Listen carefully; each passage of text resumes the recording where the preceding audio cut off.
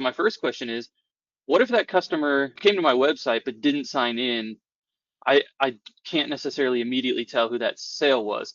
What else do you do on the website to help me identify that customer?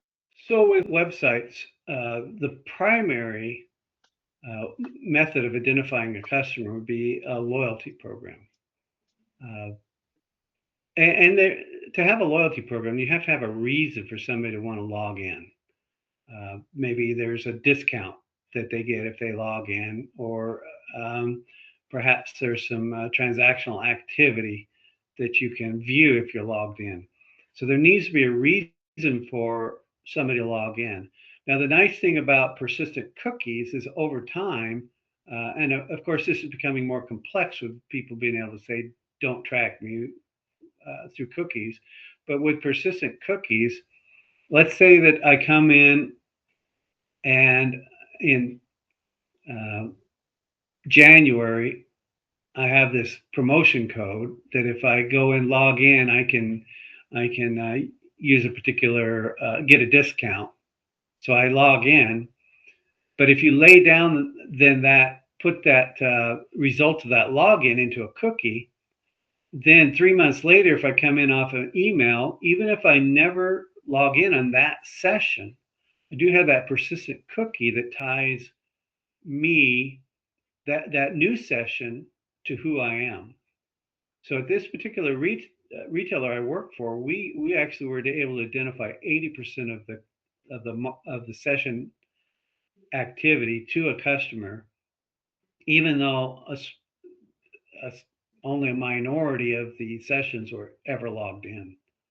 Mm, So you have to have some kind of strategy, some technique to log in, and then once you get that login with a persistent cookie, then you can understand any subsequent activity, whether or not they log in or not, mhm. who that is.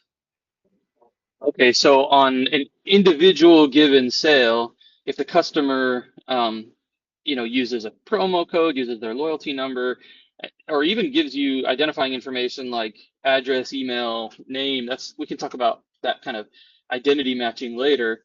But for that one sale, as long as they give you something, you can attribute that one sale back. But then you're saying, well, then what if they come back a week later or a month later and they buy something else? Um, but they don't use something that we can easily match back into the algorithm, the weighting to measure this marketing.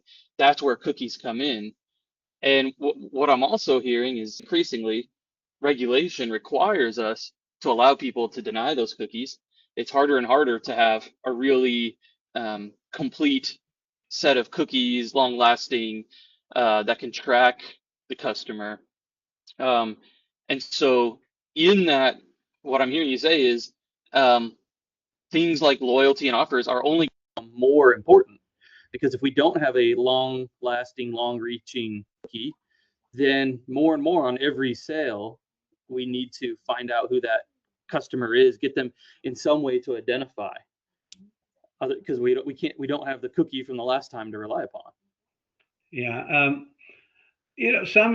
some you hear some advertisement on TV about how people are using IP addresses to track you, and I kind of chuckle at that because when at my with my experience, IPs really did not provide a solid identification because IPs, especially when you got VPNs and people that work from coffee shops, just Yeah. don't cut it. So yeah, there's the whole developments on the cookie is a challenge for doing what we did. Absolutely. Yeah. Yeah. So we talk to a lot of mid-sized retailers. That's kind of our niche is we provide them this type of complex data work without them having to hire a whole data science team, data engineering team. And a common theme is, well, we don't have loyalty yet. Here's why you spend that investment to do a loyalty program is you can measure yourself. How is my marketing? How is my sales? How are each of these channels doing?